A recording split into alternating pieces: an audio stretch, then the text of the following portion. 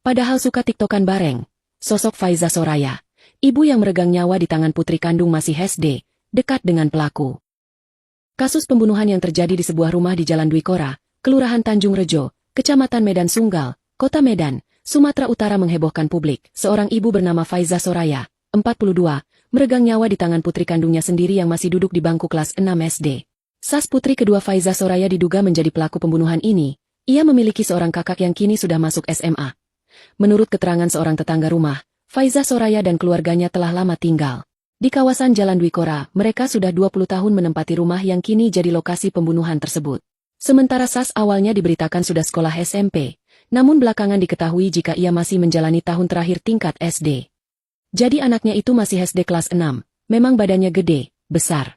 Ucap seorang warga yang enggan disebutkan namanya. Warga juga mengungkapkan jika Faiza Soraya adalah ibu rumah tangga yang tertutup. Ia jarang berinteraksi dengan lingkungan sekitar. Korban disebut hampir tidak pernah bergaul dan sangat jarang keluar rumah. Mereka itu orangnya tertutup. Jadi satu keluarga itu jarang keluar rumah. Hanya saja, ketika berpapasan barulah mereka menegur kami. Korban memang tidak pernah bergaul dengan tetangga dan tidak pernah keluar. Ungkap warga, jarangnya interaksi ini membuat warga tidak mengetahui masalah internal di dalam rumah tangga tersebut. Hingga akhirnya warga dikejutkan dengan adanya pembunuhan di dalam rumah. Kita tidak tahu permasalahan keluarganya. Yang kami tahu itu saat kejadianlah ada pembunuhan, ucapnya. Namun, warga menduga kuat bahwa motif pembunuhan berawal dari masalah rumah tangga. Mungkin karena emaknya itu cerewet.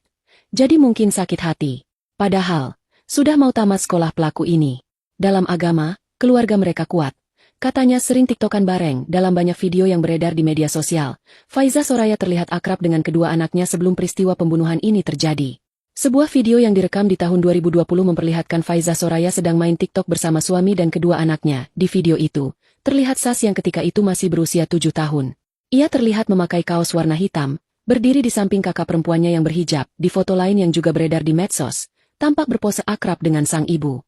Keduanya selfie bersama sambil Sas membuat lambang hati menggunakan tangan. Di foto yang lain lagi, Faiza Soraya tampak merayakan ulang tahun Sas. Ia memberi putri keduanya itu sebuah kue ulang tahun bertema frozen berwarna biru. Kronologi pembunuhan ibu kandung. Polrestabes Medan mendalami kasus pembunuhan seorang ibu oleh anak kandungnya sendiri di Jalan Dwi Kora, Kelurahan Tanjung Rejo, Kecamatan Medan Sunggal. Peristiwa tragis terjadi pada Rabu, 10 Desember 2025, sekitar pukul 5 waktu Indonesia Barat. Terduga pelaku yang diamankan saat ini berinisial A, 12. A diduga menikam ibunya, Faiza Soraya, 42, hingga tewas di tempat tidur. Kasat Reskrim Polrestabes Medan, AKBP Bayu Putro Wijayanto, mengonfirmasi bahwa pelaku telah diamankan dan sedang menjalani pemeriksaan intensif. Pelaku sudah dibawa ke Polrestabes Medan, hingga kini masih proses pendalaman dan pemeriksaan dengan pendampingan. Ucapnya, masih kita periksa, karena masih kecil dan trauma, dan harus ada pendamping nih, kata AKBP Bayu saat dikonfirmasi awak media. Sementara itu, motif dibalik perbuatan keji tersebut masih menjadi fokus penyelidikan. Saat ini polisi masih mendalami kasus tersebut, termasuk jumlah dan luka tusukan pada korban. Untuk tusukan terhadap korban kita masih mendalami. Masih didalami. Lanjutnya kronologi awal. Kronologi seorang ibu rumah tangga ditemukan tewas mengenaskan di dalam rumah, tepatnya di kamar tidurnya. Korban saat itu ditemukan oleh anak pertamanya di dalam kamar tidur yang sudah tergeletak di atas kasur.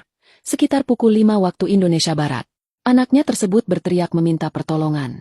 Mendengar adanya suara tersebut, suami korban pun segera turun dari kamar tidur dari lantai 2.